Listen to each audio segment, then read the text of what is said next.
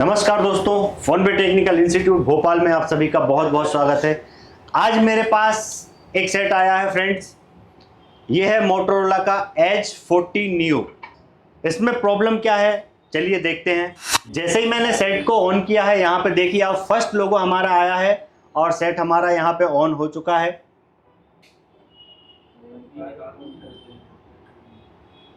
थोड़ा सा वेट करेंगे इसे स्टार्ट होने का। जैसे ही सेकंड लोगो पे हमारा बूट होने के लिए सेट यहाँ पर ऑन हुआ और यहाँ पर देख रहे हैं आप, ये लाइट फ्रिक्चुअल यहाँ पे हो रही है।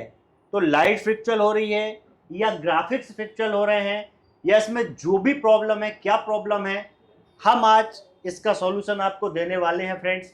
और जैसा कि फोनपे की फैमिली हमेशा से करती आई है, आज इसमें जो भी ये प्रॉब्लम है, कितनी जगह से इसकी पॉसिबिलिटी है और क्या क्या इसके चेकिंग निकलने वाली है, आज इस वीडियो में आपको मिलने वाली है। तो चलिए फ्रेंड्स, सबसे पहले हम ये जानते हैं कि ये प्रॉब्लम कितनी जगह से आती है, कहाँ कहाँ से इसकी पॉसिबिलिटी होती हैं। तो हम जानते हैं राम सर से। तो जैसा कि अभी आपने देखा, देव सर ने चेक किया, मोबाइल डिस्प्ले क्या हो रहा है, ब्लिंक हो रहा है, यानी बार बार झपक रहा है, यानी आ जा रहा है। अब ये जो हमारी कंडीशन है मोटो एज 40 न्यू, यानी ये हमारा 5G फ़ोन है और इसमें OLED फोल्डर है।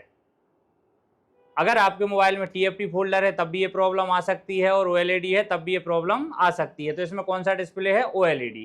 ठीक है, OLED डिस्प्ले है, लेकिन ये चालू हुआ और चालू होने के बाद ये ऑटोमेटिक बंद चालू हो रहा है।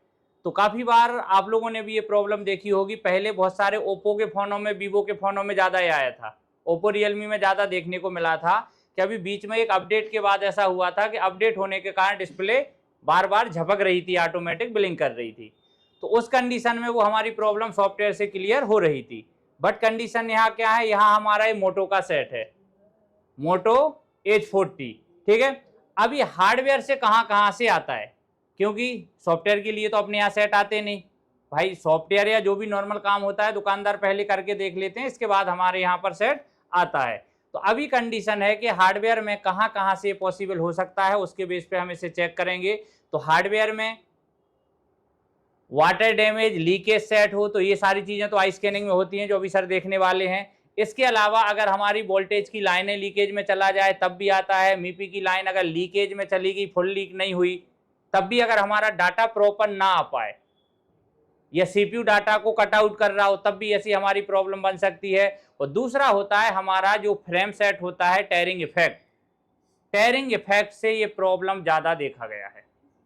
तो टेयरिंग इफेक्ट यानी हमारा FG एरर, TE, अलग अलग आपको F मार्क इन लाइनों से जो आपको मिलेगा, तो वो हमारा मेन इंपॉर्टेंट होता है कि उससे हमारा ज़्यादा ही फॉल्ट क्रिएट होता है। तो एक्चुअल इस फोन में जहाँ से भी होगा, हम 1 बाय 1 इसको स्टेप बाय स्टेप चेक करेंगे। और अगर आपके पास भी ऐसा फॉल्ट आता है तो स्टेप बाय स्टेप आप लोग भी चेक कर सकते हैं।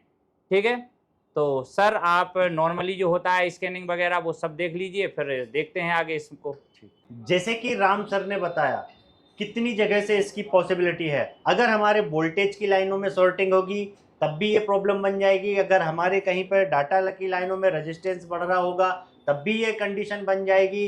सॉफ्टवेयर से भी ये कंडीशन, मतलब फ्रेंड्स कि फोनपे फैमिली, अगर आपके पास, हमारे जो यूट्यूब पे हमारे व्यूवर हैं या जो भी इस वीडियो को देख रहे हैं, अगर आपके पास सिमिलर प्रॉब्लम में अगर ये सेट है या अदरवाइज कोई भी मॉडल अगर सिमिलर प्रॉब्लम में आपके पास है, तो इस वीडियो को देखने के बाद आज आप अपने उस सेट को सक्सेसफुली रिपेयर करने वाले हैं। जो भी इसमें पॉसिबिलिटी है, जितनी भी पॉसिबिलिटी है, आज हम स्टेप बाय स्टेप यहाँ पर चेक करने वाले हैं। तो जैसा कि पहले राम सर ने कहा है, हम फटाफट इसके कनेक्टर की कूल टेस्टिंग यहाँ पर करते हैं और देखते हैं प्रॉब्लम कहाँ मिलने वाली है। जैसे कि इस मोबाइल की हिस्ट्री ये है, ये वाटर डैमेज सेट है और वाटर डैमेज सेट है। अब हम देखते हैं इसमें प्रॉब्लम है कहाँ से मिलने वाला है। जैसे कि फर्स्ट जो हम आई स्कैनिंग करते हैं, तो आई स्कैनिंग में है, स्टार्टिंग में ही देखिए मुझे यहाँ पे दिख रहा है कि यहाँ पर पतरा इतने गलत तरीके से निकाला गया है कि यहाँ से एक लेयर भी टूटी हुई है, फिर बाद में उन्होंने यहाँ पे जंपर भी किया हुआ है। चलिए ध्यान से देखते हैं जरा। पतरा तो आप लोगों को दिख ही रहा होगा कितने गलत तरीके से यहाँ से निकाला गया है। और यहाँ पे ये देखिए वर्न भी हुआ है, अगर हम बात करें तो यहाँ पे ये वर्न भी हुआ है। और ये हमारा एलसीडी कनेक्टर,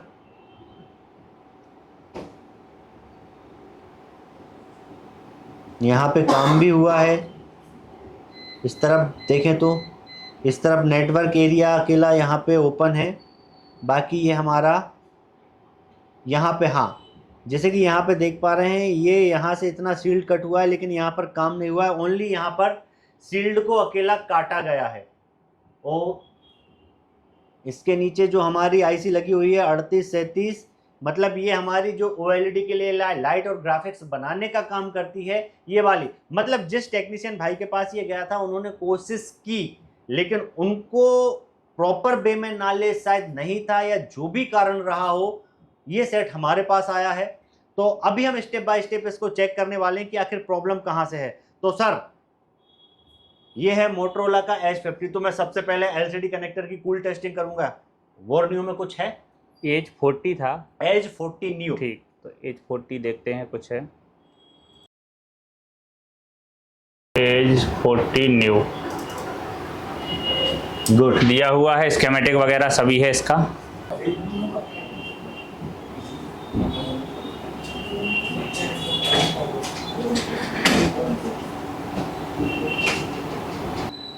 तो जैसा कि ये स्कीमेटिक यहाँ पे खुला हुआ है, आप लोगों को भी क्लास में मैंने जो ऑफलाइन व्हाट्सएप पे स्कीमेटिक भेज के आपको फ़ोन में चलाना सिखाया है, तो स्कीमेटिक चाहे हम बोर्नियो में चलाएं, चाहे हम अपने फ़ोन पे चलाएं, या डायरेक्ट लोड करके सीधा हम अपने पीसी में अदर किसी ब्राउज़र में ओपन उसको करें, स्कीमेटिक सब एक ही होता है। यानी जिस मॉडल का स्कीमेटिक है वो हम कहीं पर भी यूज करें, स्कीमेटिक सेम ही रहेगा। क्या होता है, ये प्रोफेशनल टूल है ओनली फॉर स्कीमेटिक के लिए, तो इसमें सर्च करना सारे फंक्शंस इजी होते हैं ताकि हम उसे इजी वे में चला सकें, ठीक है। अदरवाइज ऑफलाइन डायग्राम भी हम यूज कर सकते हैं। तो अभी इसका हार्डवेयर सॉल्यूशन है, बट नहीं, हम स्कीमेटिक को ही डायरेक्ट यूज करेंगे। हार्डवेयर सॉल्यूशन से भी हम लाइनों को देख सकते हैं, लेकिन स्कीमेटिक से जैसा अपन ने सीखा था वैसे ही हम इसको चेक करेंगे। तो सबसे पहले हम क्या पकड़ेंगे, डिस्प्ले कनेक्टर, ठीक है। तो अब डिस्प्ले कनेक्टर, ये हम पीसीबी लेआउट में यहाँ पर गए तो यहाँ पर हम देखेंगे एक कनेक्टर ये लगा हुआ है, एक कनेक्टर ये लगा हुआ है। तो जैसा कि एक हमारी पहचान होती थी कि मीपी की जो क्वाइलें होती थी वो दिख जाती, लेकिन यहाँ पे ऐसी कुछ क्वाइलें नहीं दिख रही। लेकिन एक अंदाजा आप और लगा सकते, जिस कनेक्टरों के पास ज्यादा टेस्ट पॉइंट दिखाए जाते हैं वो ज्यादातर नीचे से डीएमडीपी चार्जिंग, तो एक अंदाजा लग जाता है सब बोर्ड का कनेक्टर है। लाइक हमें सबसे ज्यादा डाउट जा रहा है कि ये कनेक्टर हमारा डिस्प्ले के लिए होना चाहिए। अदरवाइज अगर कोई आपका नहीं भी होता है तो कोई इशू नहीं, हम दूसरा कनेक्टर कॉपी कर लेंगे, ठीक है। तो हम इस कनेक्टर का नंबर यहाँ पर कॉपी करते हैं, लेके चलते हैं, क्या यही डिस्प्ले कनेक्टर है हमारा स्कीमेटिक में। अगर हमने हार्डवेयर सॉल्यूशन नहीं देखा तो अगर हार्डवेयर खोल लेते तो डायरेक्ट ही वहां पे पता चल जाता कौन है। तो जब भी हम इसको सर्च करते हैं तो ये छोटा है, तो पहले तो हम इसको जूम कर देंगे और जूम करके हम इसको नेक्स्ट करेंगे, तो जो भी कनेक्टर रहेगा वो जस्ट हमारे सामने आ जाएगा। तो डाटा पॉजिटिव नेगेटिव सारी लाइनें आपको दिख गई, तो इतना आपको समझ में आ गया कि यही हमारा डिस्प्ले कनेक्टर है, ठीक है। तो ये हमारा डिस्प्ले कनेक्टर है। अब कई भाइयों को ये कंफ्यूजन होता है कि हमारे पास हार्डवेयर सॉल्यूशन हमने नहीं देखा तो हम स्कीमेटिक से कैसे पता करें कौन सा पिन नंबर क्या है। तो सीधा सा है भाई, वेरीफाई करने के लिए हम ग्राउंड को देख लेंगे कहाँ ओएल है या एनसी है, उसके हिसाब से हम इसको टारगेट कर लेते हैं, तो इतना बड़ा कोई इशू नहीं होता। दूसरा, मीपी की लाइन जहां होती है ज्यादातर में क्या होता है, दो डाटा की लाइन बीच में एक ग्राउंड, दो डाटा की लाइन बीच में एक ग्राउंड, तो इजीली हमारा फाइंड हो जाता है। और पहचान, यहाँ ये हमारे +5 -5 की वोल्टेज की लाइन है, तो पता है कि -5 वाले पर रीडिंग हमें प्रॉप पलट के आएगी, तब भी अंदाजा लग जाता है। तो बहुत सारे ऐसे कारण होते हैं जिससे हम पता लगा सकते हैं कि कनेक्टर की काउंटिंग हमें कहाँ से करनी है। तो सर इसमें साइट में तो सभी जगह ये एक एक तो हमारा ग्राउंड दिया हुआ है, तो ये जो ग्राउंड होगा वो हमारा हैवी वाला ग्राउंड होगा, ठीक है। तो इस पे जो हैवी वाला ग्राउंड होगा उसके बगल में आप देखेंगे तो शुरुआत से ही दो डाटा की लाइनें मिलेंगी, उसके बाद एक ग्राउंड, तो किस साइड से है वो ऑटोमेटिक वहां पे एक दो पॉइंटों की रीडिंग लेने से आ जाएगा, ठीक है। तो अभी एक और चेकिंग आपको जो थी सर ने बताई थी लाइट ग्राफिक्स सेक्शन में, मीपी की अगर लाइनें हैं जिसका हमारे पास कोई भी सेट नहीं है। आज की डेट में कोई सेट लॉन्च हो जाएगा और आपके पास अगर उसका एलसीडी कनेक्टर आ जाएगा, क्या आप उसमें मीपी की और आपके वोल्टेज वाली +5 -5 वोल्टेज वाली लाइनों को आप बगैर किसी चीज के फाइंड कर लोगे? आपको बताया तरीका कि भाई कितना आना चाहिए, क्यों आना चाहिए और कैसे आना चाहिए। तो हम वो यहाँ पे करने वाले हैं कि हमारी मीपी की लाइनों में लगभग डायोड मूड में सिमिलर रीडिंग मिलेगी और 2 मीपी के बाद एक ग्राउंड मिलेगा। ठीक है, तो हम वेरीफाई कर लेते हैं।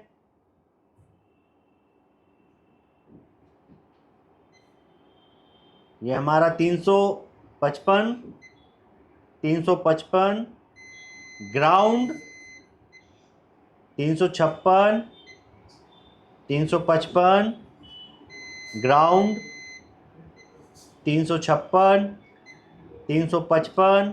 सर इस कनेक्टर Ground। को अगर आप घुमा लेंगे तो बिल्कुल सेम हो गया, जैसा कि आपने चेक किया बिल्कुल प्रॉपर है। इसको सीधा अकेला खड़ा कर देंगे तो जहां से हमने चेकिंग की वो यहाँ पहुंच जाएगी, ये ऐसे। अभी जैसा ये कनेक्टर यहाँ पे डायग्राम में बना हो गया सेम टू सेम हमारा। अब जो भी वहां लाइन चेक की जाएगी तो वो आपको एकदम बिल्कुल प्रॉपर देखिए हम किस लाइन को चेकिंग कर रहे हैं। ठीक है, तो ये देखो, ये हमारा reading ground 323 356 356 ground 356 356 ground 356 355 357 ground 356 ground 357 ground 602 571 550 550 और 995। तो नीचे सर 4 लाइनों में हमें जो रीडिंग है वो अलग अलग मिली है। बाकी ऊपर की जैसे कि आपने देखा हमारी 10 लाइनों में हमें लगभग 355 356 355 356 के आसपास हमें रीडिंग मिली है। तो हमें समझ में आ गया ये हमारी मीपी की लाइन और हर 2 मीपी के बाद हमें एक ग्राउंड देखने को मिला है। और जैसे कि नीचे ये 3.0 पे हमें रीडिंग मिली है, डिस्प्ले VIO 1.8, जो कि मैंने मल्टीमीटर की क्लास में आपको बताया था कि हमें रीडिंग कहां कहां मिलती है, वोल्टेज कैसे कैसे मिलते हैं और कहां वोल्टेज मिलेगा, कहां रीडिंग मिलेगी। ये कंसेप्ट आपका क्लियर है? क्लियर है ना? तो अभी यहां से हमारी कहानी ओके है। ठीक है, रीडिंग हमें सभी जगह मिल रही है। अब हम दूसरी तरफ और चेक कर लेते हैं, ऊपर से ही चेक करते हैं और कौन कौन सी लाइनें हैं हम देखते जाते हैं। सर मल्टीमीटर को उस तरफ कीजिए थोड़ा सा। हाँ ठीक है, तो सबसे पहले मैं ये यहां पे मेरा 617 का रीडिंग आया। डिस्प्ले का मेरा कौन सा है? ABDD, जो हमारी +7.6 वाली लाइन होती है वो वाला है। 7.3 भी रहता है और किसी में 7.6 रहेगा। और दूसरी लाइन मेरी OL है और तीसरी मेरी 515 है। एक मिनट सर, लेकिन जो दूसरी आप बोल रहे OL है, ये OL नहीं होनी चाहिए। सर चलिए फिलहाल में आप पूरा GR ले लीजिए, फिर देखते हैं उसको।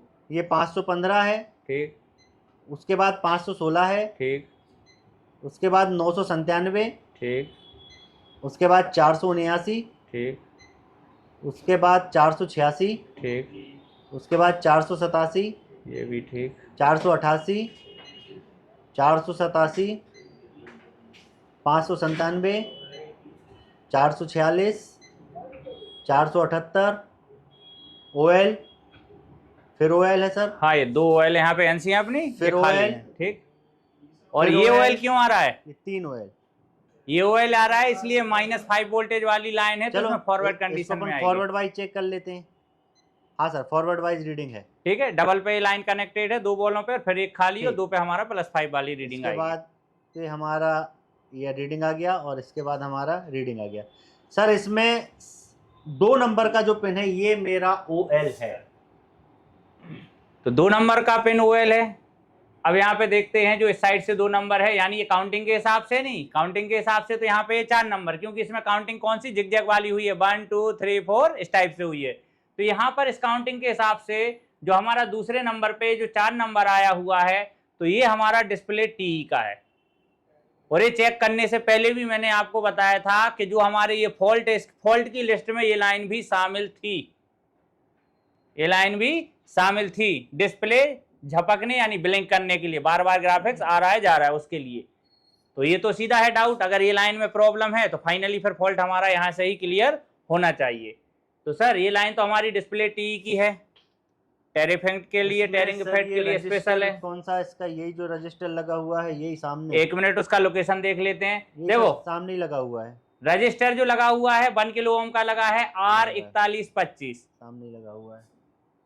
ये क्या है हमारा लोकेशन देखने के लिए हमारा कोड है, बाकी जिस आईसी के पास होता है उसका नंबर भी दिया रहता है।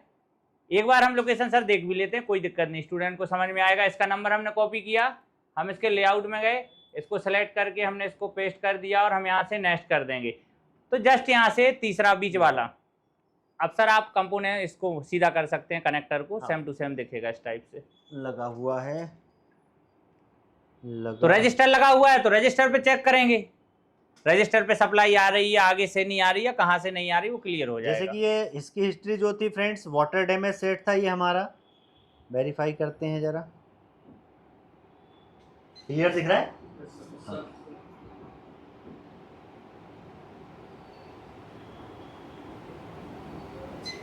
ये देखो इसके इस सिरे पे तो सर 662 का रीडिंग आ रहा है, लेकिन इस सिरे पे 2100 के आसपास रीडिंग बता रहा है, लेकिन कनेक्टर पे रीडिंग नहीं आ रही, और कनेक्टर पे रीडिंग नहीं आ रही है। प्रेस करने पे 2100 के आसपास रीडिंग आ रही है यहाँ पे। तो इस कंडीशन में रजिस्टर निकालना चाहिए फिर एक बार। नीचे से प्रिंट क्या है, अगर वाटर डैमेज है तो हो सकता प्रिंट ही गला हो, यस, या हो सकता लेयर से कनेक्टर तक की उतनी लाइन ब्रेक होगी, तब भी अगर यहाँ रीडिंग आ गई तब तो हमारा काम हो जाएगा। चलिए तो सबसे पहले अपन इस रजिस्टर को ही निकाल के देखते हैं।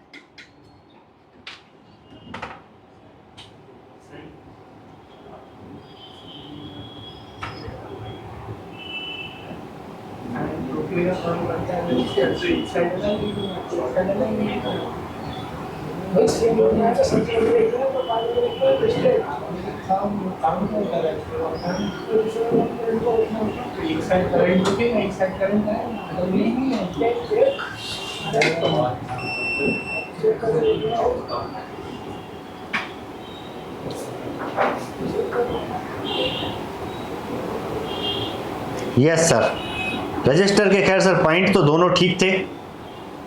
नीचे से अगर हम बात करें तो रजिस्टर के दोनों पॉइंट हमें ओके दिख रहे हैं, जो नीचे सोल्ड होते हैं हमारे मदरबोर्ड पे, ये दोनों पॉइंट हमें ओके दिख रहे हैं यहाँ पे। आप लोग भी देखिए, कोई दिक्कत नहीं। रजिस्टर के पॉइंट अगर ओके हैं तो हम एक बार रजिस्टर को भी चेक कर लेंगे और दूसरा जो नीचे मदरबोर्ड के पॉइंट है उसे भी चेक कर लेंगे। ये हमारे दोनों पॉइंट, मतलब ये प्रॉपर वे में हमारा यहाँ पे सोल्ड था, लेकिन क्या हो सकता है, या तो इस रजिस्टर की वैल्यू बहुत ज्यादा बढ़ गई, ठीक है, इसने काम करना, यहाँ पर कितनी वैल्यू का लगा है 1 किलो ओम का। एक बार हम इस रजिस्टर की वैल्यू चेक कर लेते हैं।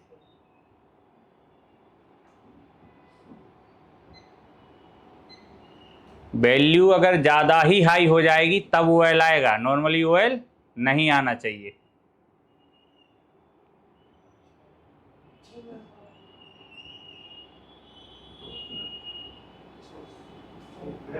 ये तो खुद कंफ्यूज हो रहा है, कभी ओएल बता रहा है, कभी मेगा में बता रहा है, कभी ओएल में कभी मेगा में रजिस्टर जा रहा है। तो मतलब ये हमारा जो रजिस्टर है वाटर डैमेज के कारण इस रजिस्टर से ही हमारी प्रॉब्लम है। चलिए हम चेक कर लेते हैं पिन नंबर 2 से हमारी यहाँ की कनेक्टिविटी ओके है या नहीं।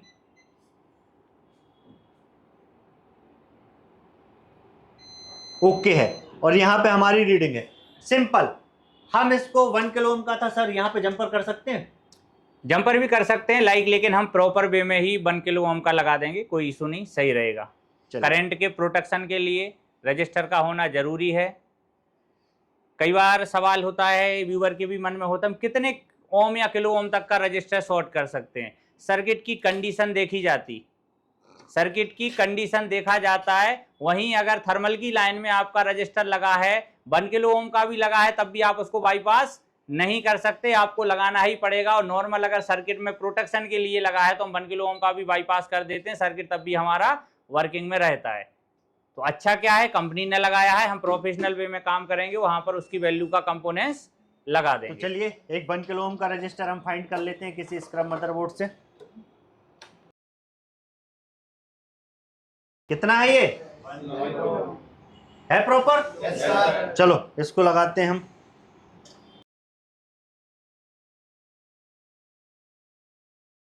कंपोनेंट्स निकालने और लगाने का भी तरीका होता है। कई बार क्या होता है, बगल में सीपीयू लगा, हमें सिंगल कंपोनेंट्स पर ही काम करना है।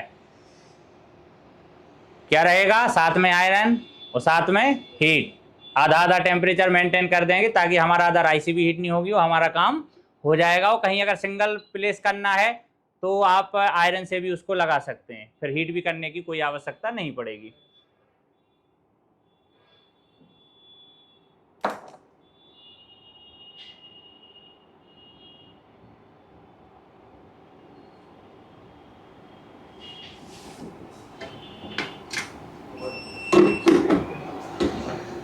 चलिए पिन नंबर 2 पे हम वापस से कूल टेस्टिंग करते हैं।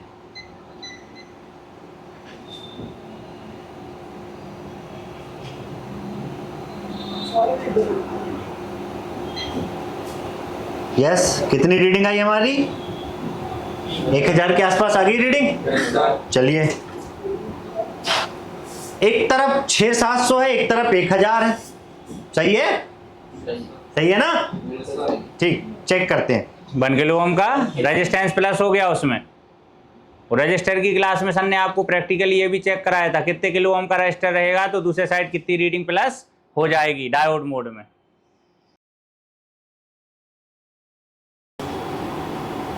हेलो मोटो। तो यहाँ पे देख सकते हैं फ्रेंड्स, जो हमारी लाइट झपक हो रही थी